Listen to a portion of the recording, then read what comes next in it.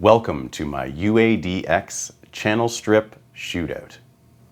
So just for example, I'm just going to play it like, so it's at 30 right now, but if I go up,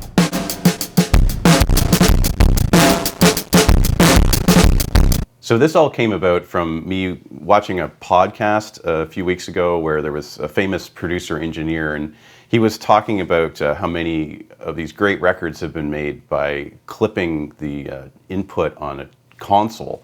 And that got me thinking, like, wow, how can I do that with my own setup? And I've got these UAD channel strip plugins, and they have preamps on them, which I've worked with them before, but I never really got them to bring out that character by turning up that preamp input and clipping.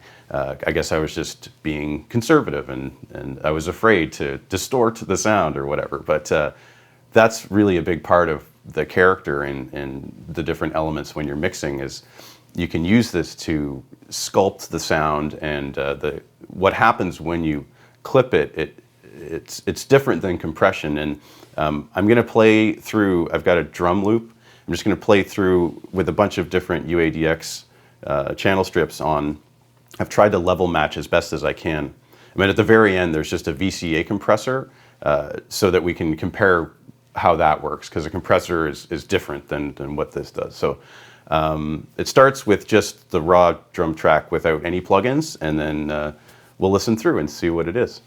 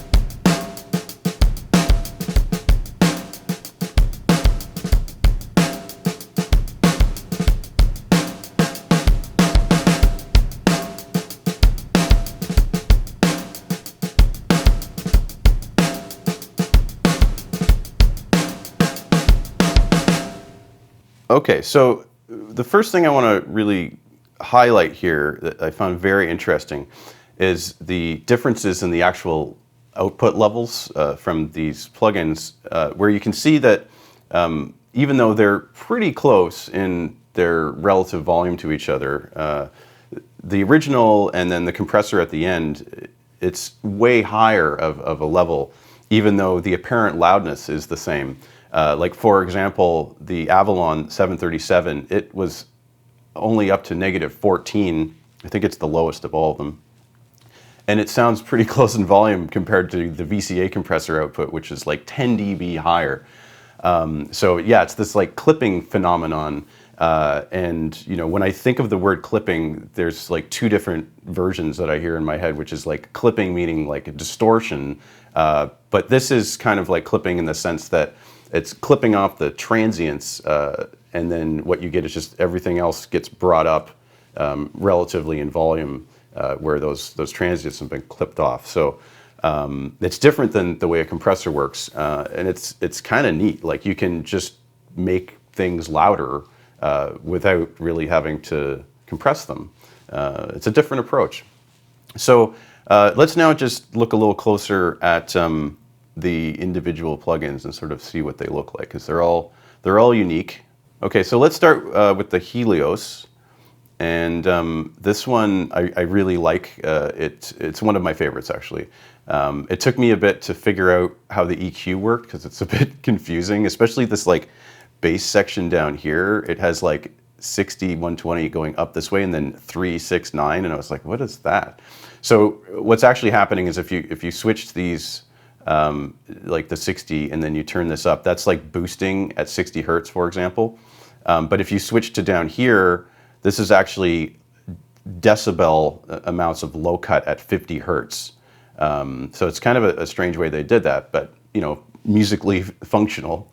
So it does not have a level meter on it, so you just kind of have to use your ears. And it's very drastic in terms of its gain structuring, because it goes up like 10 dB at a time. There's no in-betweens. So just for example, I'm just going to play it like, so it's at 30 right now, but if I go up,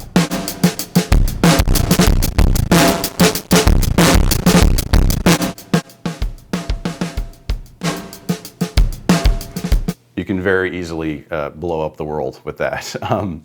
So yeah, I'm a huge fan of the Helios. Yeah, I've been using it on drums a lot. I like what it just punches through. Okay, so this is the API Vision, and it has a little more going on in terms of complications. So there's the mic line switch. So I can click line here. I'm just going to zoom in, and mic.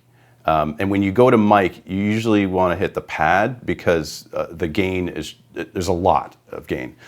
So when I play it like this, it's fine. And if you turn the pad off, that's what you get. Which, if you want it like that, it's awesome. So it's got low pass, high pass section, and the gate expander, and the compressor limiter, which is also awesome. I was tempted to use compression and whatever other cool and some EQ and stuff throughout this demo, but then I thought, it might be taking away from the clarity of just listening specifically to what the preamp does. But yeah, like when you add in this particular plugin the compression and some EQ and stuff, it's just awesome. So the other cool thing is they've got the type switch here, which I forgot was there for a while, but you hit type down on the EQ, and then it switches between a 560 sort of graphic style and then the 550 more parametric style. So for the SSL E channel, it also has a switch between mic and line that is like a flip button that you press. And I put it on mic, and it's very forgiving in terms of the gain staging. I didn't have to use the pad. It does have a pad, but for this particular example, it was fine without it, using the mic preamp and cranking it up enough to give it some mojo. So let's see.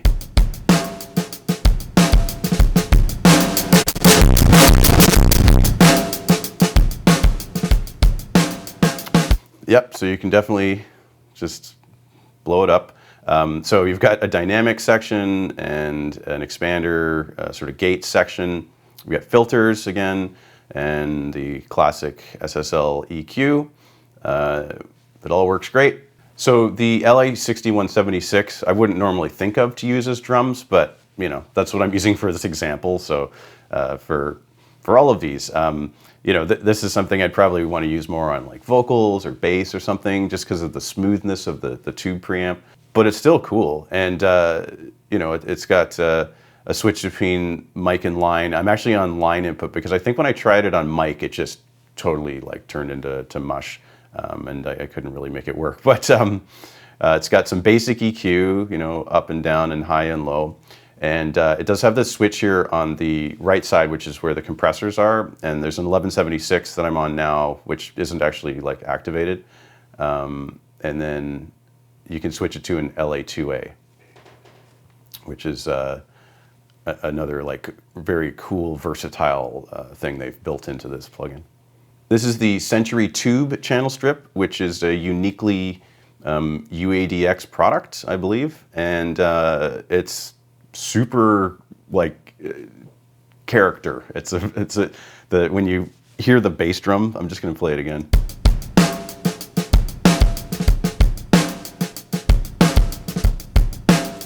Yeah, like really saturates the bass drum. It's got a lot of anomaly to it. Really fun. And you can switch between high and low for the preamp gain. And then you've got your output level, which is kind of what most of these have. You've got equalizer, and then a basic opto compressor. which also sounds really great. Let's just try that for fun.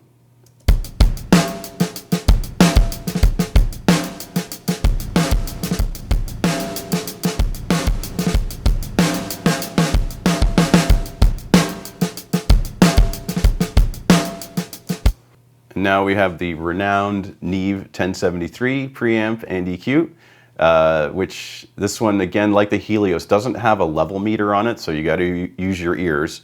The section up here is a little bit confusing, at least I found at first, because it's got like off here and off here, and the way that you turn this, it like will stop, and this way goes all the way up, but it stops here, so you have to kind of like click over to it to switch sections.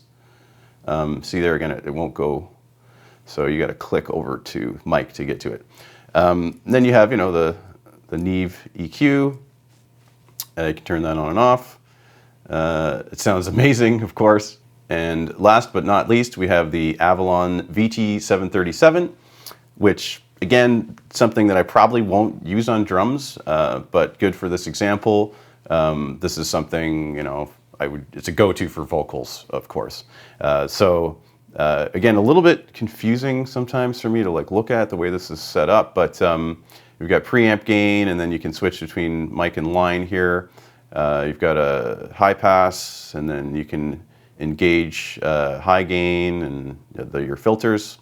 You've got a compressor section and a sidechain link, which is on. I don't know if it's actually I don't think it's sidechained to anything, and the compressor you can turn on and off, which is currently turned off. The EQ and comp can be reversed in their order, which is neat. And then you've got your EQ over here. This one I found pretty difficult to like gain stage for this video because of the way that the meter works. Like I've got the preamp gain turned up all the way and then the output almost down to 0 just to get it so that it like works for this, which is a bit weird compared to a lot of the other ones, which are very straightforward, just like preamp gain up, output level down, lots of level. I don't have to have anything extremely to any, you know, up or down. Overall, I think that having this as a reference point, you know, even for myself to watch this video back in the future, I'm going to be able to remember what this stuff sounds like, so that when I'm being creative and working on tracks, I can go, okay, well, what kind of sort of texture am I going for with this particular guitar sound or whatever? And I'm like, oh, you know what would sound good on this guitar? It's the API, because I know how it's going to affect that sort of texture. So I hope you found this useful. Please like and subscribe, of course. Thank you for watching, and I'll see you in the next video.